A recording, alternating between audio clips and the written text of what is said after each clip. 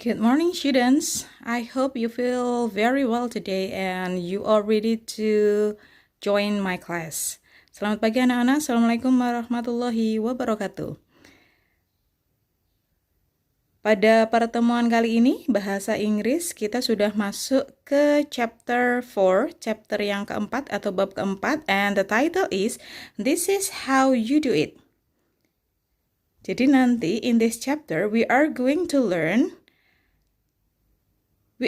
read recipes and manuals in order to know, first, how to get the best result, and then how to avoid an accident, damage, or unnecessary waste. Jadi di chapter yang keempat ini nanti kita akan mempelajari tentang recipes atau resep masakan, resep minuman, and manuals. Manual itu adalah petunjuk penggunaan ya, jadi petunjuk penggunaan suatu alat.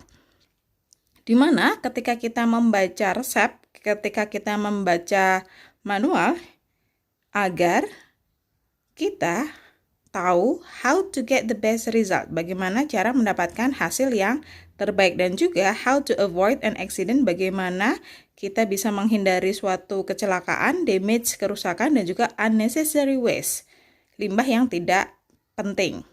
Jadi ketika nanti kita membaca resep, ya misalnya resep membuat roti bolu kukus. Ketika kita membaca resep, harapan kita tahu takarannya, kita tahu bahan-bahannya, kita tahu cara memasaknya, kita nanti akan mendapatkan hasil yang terbaik. Dan juga ketika kita tahu takaran bahan-bahannya, kita bisa menghindari buangan atau limbah yang unnecessary, yang tidak penting. Sama juga ketika kita membaca petunjuk penggunaan, misalnya kita baru saja membeli setrika, kemudian kita membaca manualsnya atau petunjuk penggunaan setrika, nanti harapannya kita bisa mendapatkan hasil yang terbaik, hasil yang maksimal dari penggunaan setrika itu, dan juga tahu tentang hal-hal berbahaya apa yang tidak boleh kita lakukan sehingga kita bisa menghindarkan diri kita dari accident, kecelakaan, ataupun damage, kerusakan pada alat, dan juga buangan yang unnecessary atau buangan yang tidak penting. Look at this example. Jadi ini ada contoh. Ya, the title is novel apple pudding atau puding apel novel. Jadi ini nanti teks ini ya, bagaimana cara membuat puding apel novel. Di sebelah kirinya ada ingredientnya, ada 4 green apples peeled, core, and thickly sliced. Bahan-bahan yang diperlukan, yang pertama adalah 4 apel hijau, masing-masingnya itu di-peeled, dikupas, cored itu dibuang bijinya, dan juga thickly sliced, diiris tebal. And then a quarter cup or 45 gram self-raising flour sifted. Kemudian bahan yang kedua adalah 1/4 cup atau 45 gram self-raising flour, tepung yang bisa mengembang. Tepung ini di-sifted atau diayak. And then 60 gram butter or margarine cooked. Kemudian bahan yang selanjutnya adalah 60 gram mentega. And then a half cup or 100 gram caster sugar. Bahan berikutnya adalah gula. Dan yang terakhir adalah water, ini sebanyak 300 ml, 300 ml. Nah, bagaimana cara membuatnya? Methodnya adalah, first, place apple in a heat-proof dish. Tempatkan apel, tadi apelnya sudah dikupas, sudah dibuang bijinya, dan juga sudah diiris ya. Apel yang sudah diiris tadi ditempatkan atau dimasukkan ke dalam wadah yang heat-proof, tahan panas. Setelah ditata, kemudian place flour in a bowl. Di tempat yang terpisah ya, tempatkan tepung di dalam sebuah bowl, mangkok. Rub in margarine with a spatula. Kemudian diolesi margarin menggunakan spatula. And then the second is stir in sugar and water. Mixture should be lumpy. Kemudian kita aduk, stir in ya, aduk Apanya yang diaduk? Sugar and water. Gula dan air. Jadi nanti jadi campuran air gula. Mixture should be lumpy. Jadi campurannya itu harus benar-benar nyampur ya, tidak boleh ada gumpalan. Setelah tercampur air gulanya, kemudian pour over apples, dituangkan di atas apel. Bake at 180 degrees Celsius for 1 hour or until syrupy and golden. Kemudian dipanggang ya, bake itu dipanggang pada suhu 180 derajat Celcius selama 1 jam atau sampai berwarna keemasan. Serve warm with cream or ice cream. Kemudian puding ini disajikan hangat dengan krim atau juga bisa dengan es krim. Serve 6, jadi ini untuk 6 porsi. Preparation time 50 minutes, cooking time 60 to 70 minutes. Untuk waktu persiapannya yaitu 15 menit dan untuk waktu memasaknya 60 sampai 70 menit. Nah, anak-anak, ini adalah contoh dari suatu resep ya. Novel apple pudding ini goal atau tujuan. Tujuannya untuk apa? Resep ini untuk apa? Tujuannya adalah membuat novel apple pudding. Kemudian ada method. Method ini adalah steps-nya atau langkah-langkah pembuatannya. Ada 1, 2, 3 ya. Method ini adalah step, langkah pembuatan. Kemudian ingredient ini adalah materials-nya atau bahannya. Jadi di teks ini ada 3 komponen ya. Ada goal, tujuannya membuat apa. Kemudian ada materials, ada bahannya apa saja. Dan kemudian ada steps-nya atau langkah-langkah pembuatan. Nah, teks seperti ini itu namanya atau contoh dari resipi atau resep masakan. Next. Ada gambar TV, kemudian ada judulnya How to Operate TV. Bagaimana cara mengoperasikan TV. Instructions.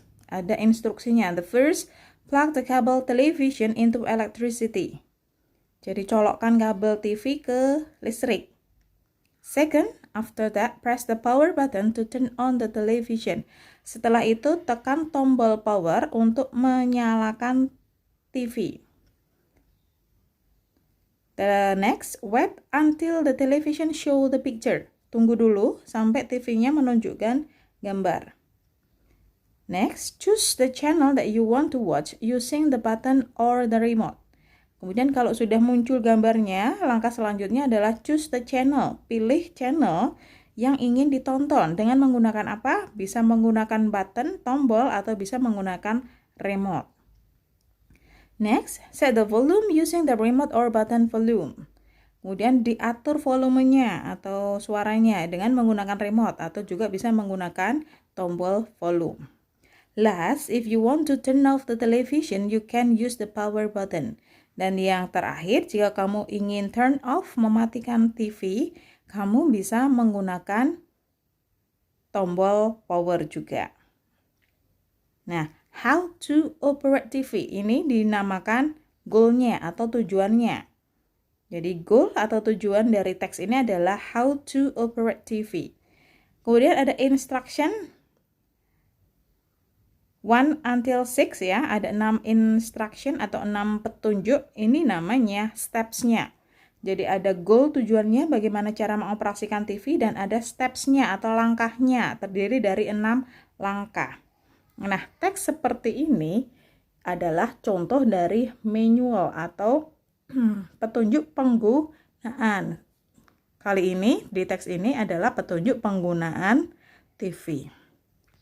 Nah, anak-anak, tadi itu adalah 2 contoh dari teks yang akan kita bahas di pertemuan ini, yaitu ada resipi dan juga ada manual, di mana 2 teks tersebut, baik resipi maupun manual, itu termasuk teks prosedur. Jadi prosedur teks adalah suatu jenis teks yang menggambarkan bagaimana sesuatu dapat dibuat atau digunakan melalui serangkaian langkah-langkah.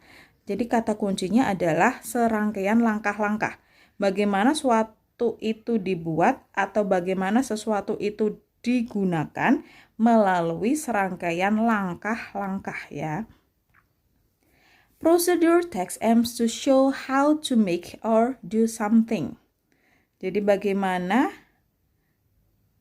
cara membuat atau mengerjakan sesuatu. Jadi prosedur text itu bertujuan untuk menunjukkan bagaimana cara membuat atau mengerjakan sesuatu. Prosedur text bertujuan memberi petunjuk tentang langkah-langkah atau metode atau cara-cara dalam membuat, mengoperasikan, ataupun melakukan sesuatu. Jadi kata kuncinya adalah bagaimana melakukan atau membuat sesuatu melalui serangkaian langkah-langkah.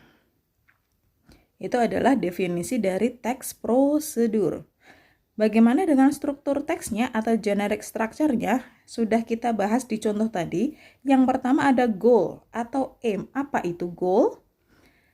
Berisi tujuan, kegiatan, atau hal yang akan dilakukan atau dibuat nantinya. Jadi ada goal-nya, ada aim-nya, yaitu tujuannya mau apa, mau masak apa, mau bikin apa, atau mau melakukan apa, atau mau mengoperasikan apa. Jadi harus ada goal-nya, tujuannya. Kemudian yang kedua adalah materials atau tools. Ini berisi tentang bahan dan juga terkadang alat yang dibutuhkan. Kalau di resep, maka materials ini berisi tentang bahan-bahan yang digunakan. Kalau di manuals, berarti kalau di bagian materials ini nanti berisi tentang alat-alat yang dibutuhkan. Dalam prosedur teks, materials bersifat opsional atau tidak selalu ada. Jadi di prosedur teks, di bagian materials atau di bagian tools itu sifatnya opsional ya, tidak harus ada. Jadi boleh ada, boleh tidak. Ketika di resipi, di contoh yang tadi di resipi kita menemukan materials, ada bahan-bahannya, ingredientnya. Sedangkan di manual, di teks manual, di teks prosedur yang berupa manual, bagaimana cara mengoperasikan TV, tadi kita tidak menemukan materialsnya atau toolsnya. Jadi materials atau tools di teks prosedur itu sifatnya opsional. Boleh ada, boleh tidak. Kemudian yang terakhir adalah steps. Steps di sini adalah serangkaian langkah-langkah atau tips yang harus dilakukan. Jadi setelah ada tujuan, ada bahan atau alat, kemudian ada langkah-langkahnya. Kalau di resipi, bagaimana langkah-langkah membuat suatu masakan. Kalau di manual, bagaimana langkah-langkah mengoperasikan sesuatu. Jadi kesimpulannya, struktur teks dari suatu teks prosedur adalah 3 hal, yaitu goal, materials, dan juga steps. Di mana materials atau tools itu sifatnya optional, boleh ada, boleh tidak. Jadi yang harus ada adalah goal dan juga steps ya. Yang harus ada dalam suatu teks prosedur adalah tujuannya dan juga langkah-langkahnya. Unsur kebahasaan dari suatu prosedur teks atau language structure-nya. Yang pertama, imperatif. Imperatif ini artinya kalimat perintah ya.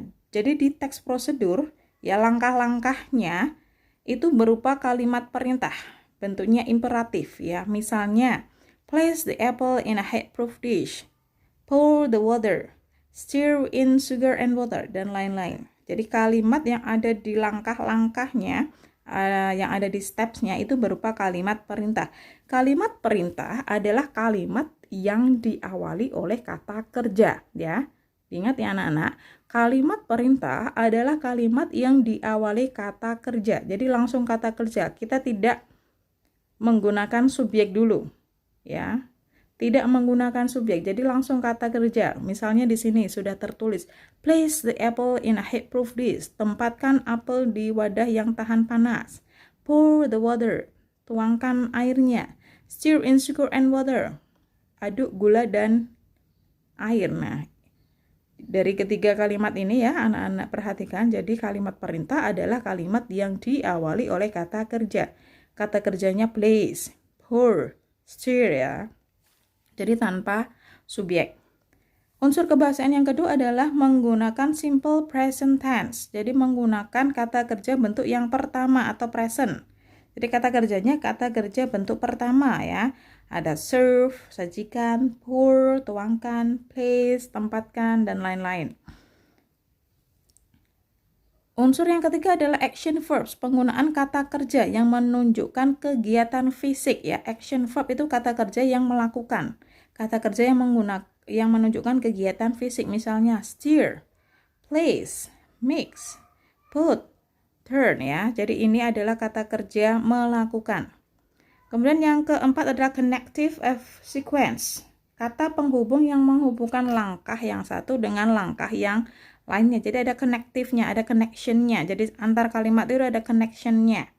Misalnya ada kata then, while, next, after that ya. Kemudian numbering, angka-angka yang menunjukkan urutan kegiatan. Misalnya ada first, second, third ya. Atau bisa juga dengan angka ya, 1 apa, 2 apa, 3 apa. Atau 1 itu nanti bisa diganti dengan first, pertama, and then second, third, seperti itu.